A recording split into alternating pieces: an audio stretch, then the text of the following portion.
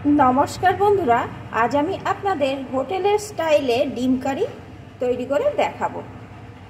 ताहले बंधुरा रेसिपिटी देखते होले प्लिज एक लाइक दिए फुल वाच करुन। और रेसिपिटिर जन्य एखाने किन्तु आमी आगे थाकते 6टा डिम सिद्ध करे खोसा छाड़िए निये नियेछि। एखन आसुन आमी किभाबे रान्नाटा करी देखते थाकुन। रान्नार जन्य कड़ाई आमी परिमाण मतो सर्षेर तेल दिए दिएछि। तेलटा गरम हये गेछे। এখন আমি এই তেলের ভিতরে দিয়ে দেব একটু হলুদ গুঁড়ো,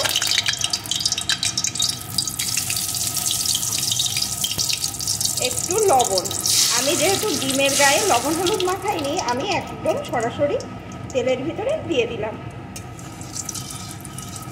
যেহেতু হোটেলের স্টাইলে করছি, হোটেলে তো অত সময় থাকে না, যত তাড়াতাড়ি রান্নাটা হয়ে যায় ততই ভালো। এখন এর ভিতরে আমি ডিমগুলোকে দিয়ে দেব। ডিমগুলো কিন্তু গাগুলো আমি একটু চিড়ে চিড়ে দিয়ে দিয়েছি।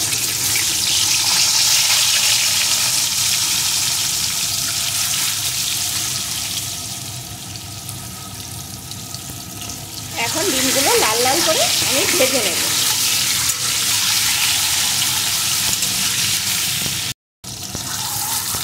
ডিমগুলো এখানে সুন্দর করে ভেজে নিয়েছি। এখন এই ডিমগুলো আমি তুলে নেব।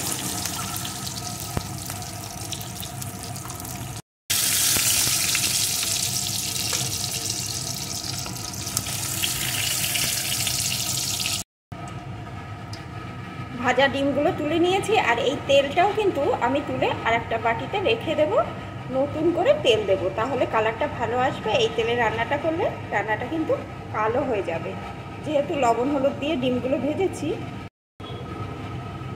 ডিম ভাজা তেলটা তুলে রেখে আমি আরেকটু তেল বসিয়ে দিয়েছি। এখন এই তেলটা গরম হয়ে গেছে। এখন ফোড়নে আমি দিয়ে দেব গোটা গরম মশলা, একটা তেজপাতা।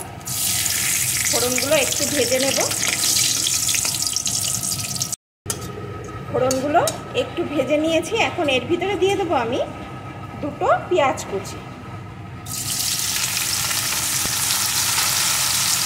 পেঁয়াজ কুচিটা একটু ভেজে নেব, একদম কিন্তু লাল লাল করে ভাজবো না।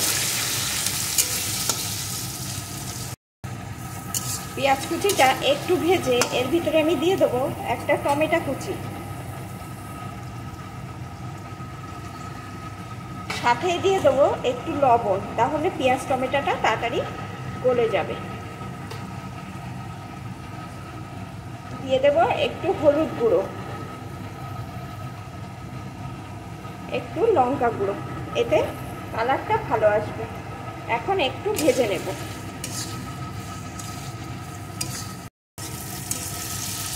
একটু ভেজে নিয়েছি। এখন এর ভিতরে আমি দিয়ে দেবো একটু জল, যাতে পেঁয়াজ টমেটোটা ভালো রকম সিদ্ধ হয়ে যায়।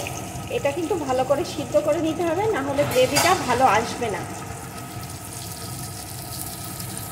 জল দিয়ে দিলাম। এখন এইভাবে একটু নাড়িয়ে এটাকে সিদ্ধ করে নেব। কিছুক্ষণ নেড়ে আমি কষিয়ে নিয়েছি। এখানে কিন্তু পেঁয়াজ টমেটো ভালো রকম সিদ্ধ হয়ে গেছে, আর জলটাও কিন্তু শুকিয়ে গেছে। এখন এর ভিতরে আমি দিয়ে দেবো থেতো করা রসুন। রসুনটাও সব কিছুর সাথে আর একটু কষিয়ে নেব।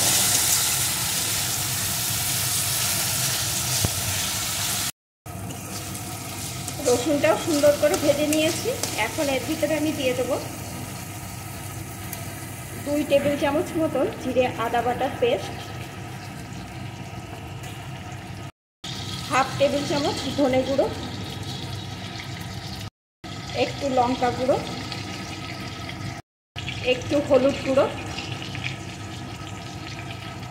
একটু লবণ। এগুলো কিন্তু আগেও দেয়া ছিল, সেই বুঝে এখানে দিতে হবে।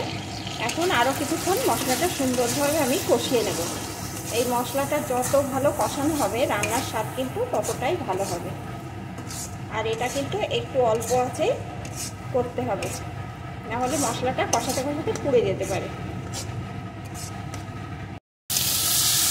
মশলাটা এখানে সুন্দরভাবে আমি কষিয়ে নিয়েছি। দেখুন বন্ধুরা, মশলা দিয়ে কিন্তু তেল বার হয়ে এসছে। এখন ভেজে রাখা ডিমগুলোকে এর ভিতরে দিয়ে দেবো।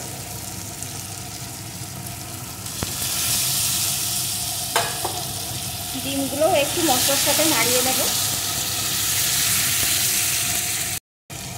ডিমগুলো মশলার সাথে নাড়িয়ে নিয়েছি। এখন আমি এর ভিতরে দিয়ে দেবো জল। এখানে কিন্তু আমি উষ্ণ গরম জল দিয়ে দিচ্ছি।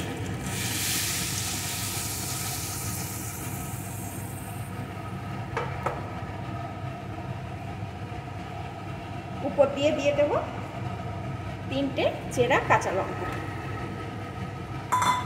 এখন কিছুক্ষণ ফুটিয়ে নেব। কিছুক্ষণ আমি রান্না করে নিয়েছি। দেখুন বন্ধুরা, কালারটা কত সুন্দর এসছে, আর এ দিয়ে কিন্তু একটা দারুণ সুন্দর গন্ধ উঠে আসছে। শুধুমাত্র মশলাগুলো যদি ঠিকঠাক করে কষানো হয় তাহলে কিন্তু এমন কিছু মশলা দেওয়ার প্রয়োজন হয় না। ঘরোয়া উপকরণ দিয়েই একদম হোটেলের স্টাইলে ডিমের কারি রেডি হয়ে যায়। এখন আমি এর উপর দিয়ে দেবো একটু গরম মশলার গুঁড়ো।